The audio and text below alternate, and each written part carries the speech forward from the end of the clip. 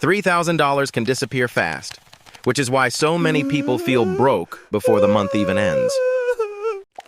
But this is not just about earning more, because bad money flow can waste a decent paycheck. If you stay with me, you'll see the shift that makes the same income feel less stressful. Today, we're talking about how to make a $3,000 income actually feel like enough. Here's the thing. The goal is not pretending 3,000 is huge. It's making it work better. A lot of people feel behind because every dollar already has a job before payday even hits. Rent pulls first, groceries rise, gas climbs, and one surprise expense can wreck the whole week. That's why step one is simple. Stop treating all money like one giant pile.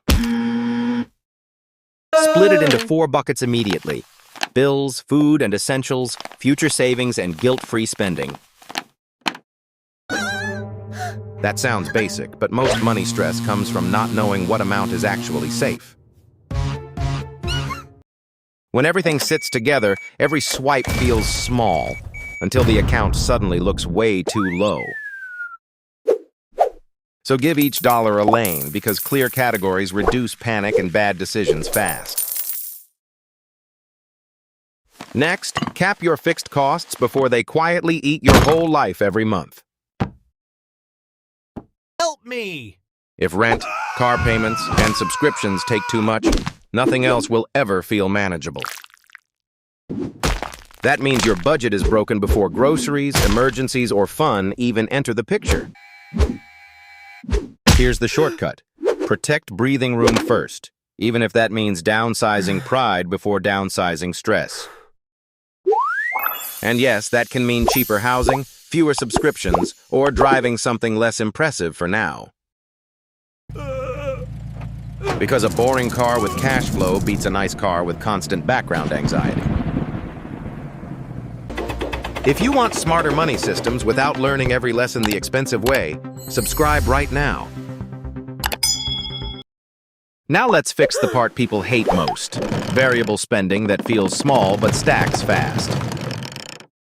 Food delivery, convenience store runs, coffee stops, random online deals, and weekend boredom spending drain momentum. None of those purchases seem huge alone, which is exactly why they're so dangerous.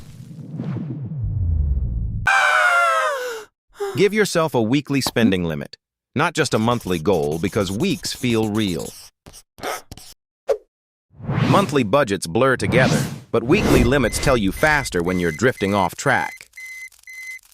Then build one small buffer, because money only feels enough when surprises stop feeling like emergencies. Even $500 in backup cash changes how your whole income feels psychologically.